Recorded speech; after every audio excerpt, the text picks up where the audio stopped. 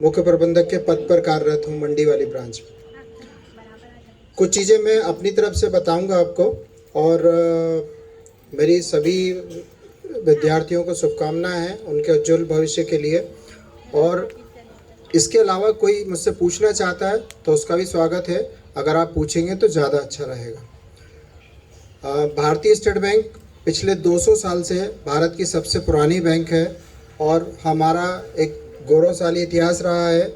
ये बैंक कभी भी लॉस में नहीं गई और इवन भारत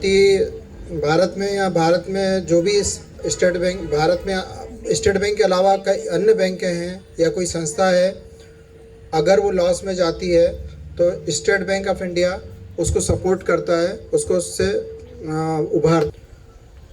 अब हम आते हैं आपके मुद्दे पर।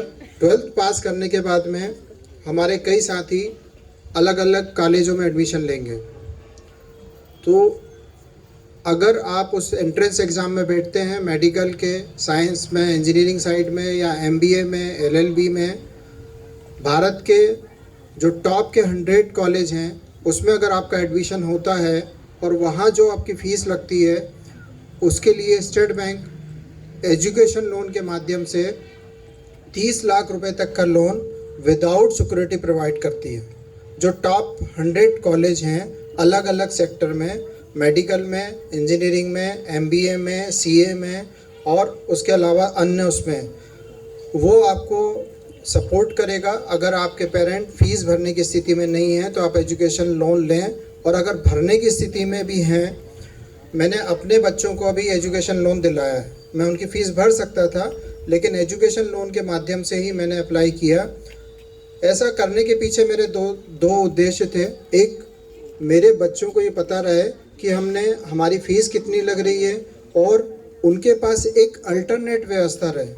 भगवान ना करे किसी के साथ, किसी पेरेंट के साथ कोई कैजुअलिटी होती है तो उसके बच्चों के पास में, ठीक है, उसके बच्चों के पास में एक ऑप्शन रहे। ठीक, उसके अलावा सेकंड, जो एजुकेशन लोन के जो पात्रता है उसमें आपका जो भी 10th 12th की मार्कशीट है वो लगती है। आपका एक सिबिल स्कोर देखा जाता है। आपके फादर या मदर को बारोवर रहेंगे।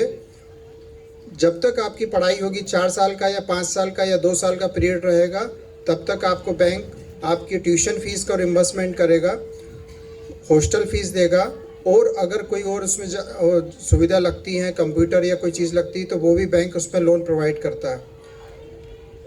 कोर्स कंप्लीट होने के बाद 1 साल का मोरेटम पीरियड रहेगा। उसके बाद आपको वो लोन रिपे करना है, आपको या आपके पेरेंट को रिपे करना है। उसके लिए आपको 15 साल का समय मिलेगा।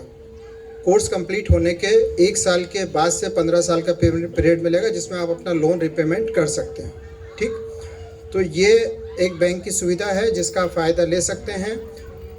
मैंने एक चीज़ का जिक्र किया था, सिबिल, तो हम में से कई साथी उससे अवेयर होंगे। अगर आप अवेयर नहीं हैं तो सिबिल एक संस्था है जिसका फुल फॉर्म है credit information bureau of India limited. ये संस्था सब बैंकों ने मिलकर बनाई है और सारे डाटा हम उससे शेयर करते हैं। तो अगर किसी व्यक्ति ने कोई लोन लिया है और अगर वो हमारा लोन रिपेमेंट नहीं करता है